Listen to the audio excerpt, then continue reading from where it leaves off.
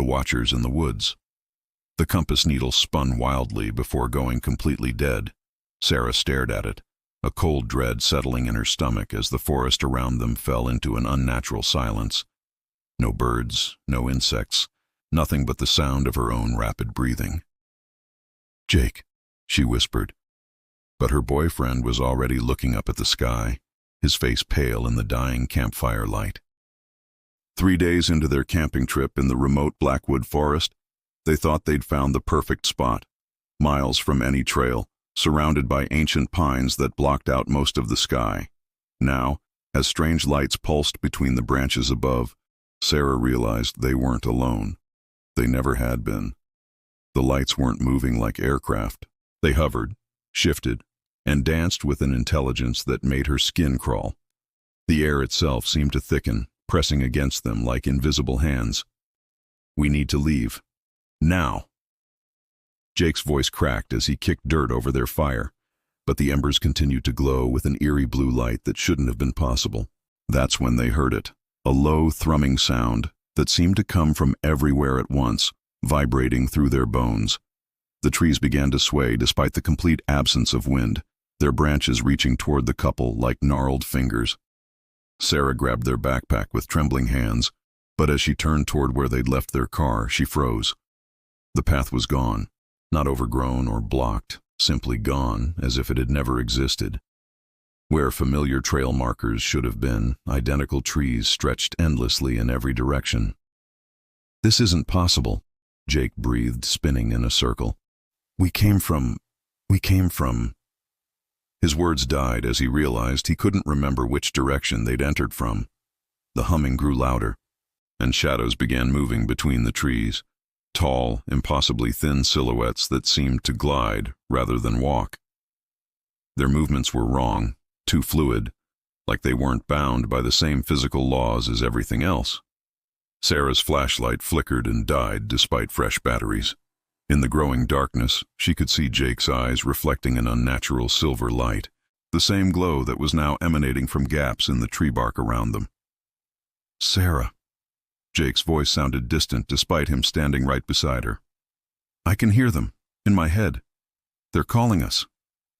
Above them, the canopy began to part like water, revealing not the star-filled sky they expected, but a vast metallic surface that stretched beyond the trees. It had been there all along, waiting. The shadows drew closer, and Sarah could make out their features now. Elongated heads, large dark eyes that reflected the strange light, fingers that ended in points rather than nails. They moved with purpose, herding the couple toward a shaft of brilliant white light that descended from the craft above.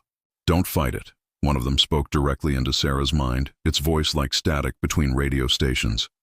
"You've been chosen. You've always been chosen." As the light enveloped them, lifting them from the forest floor, Sarah's last coherent thought was the horrible realization that this wasn't the first time. Somewhere in her suppressed memories, she could recall other lights, other voices, other times she'd been taken and returned with gaps in her memory. The forest below grew smaller as they rose, but something was wrong with it. It wasn't the same forest they'd hiked through. The trees formed perfect geometric patterns, and she could see dozens of other campsites scattered throughout, each with their own couples, all staring up at the sky with the same silver reflection in their eyes.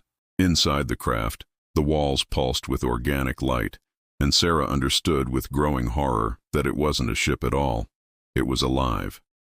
The corridors breathed around them, and wet surfaces glistened in the alien illumination. The beings led them deeper into the creature's belly, past chambers filled with floating forms in various stages of transformation. Some still looked human, while others had begun to stretch and elongate, their features becoming more alien with each passing moment. "Your species serves a purpose," the voices explained as Sarah and Jake were separated and placed into individual pods filled with luminous fluid. "You are the bridge between worlds, the perfect vessels for our consciousness to inhabit your realm."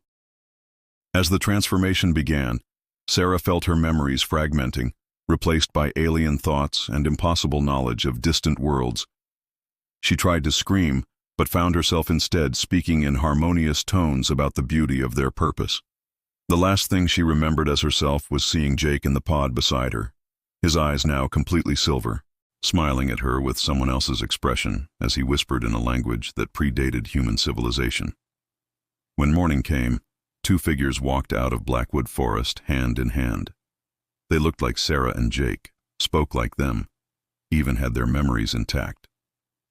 But sometimes, late at night, their eyes would reflect silver in the darkness, and they would stand in their backyard staring at the stars, waiting for the call to return home.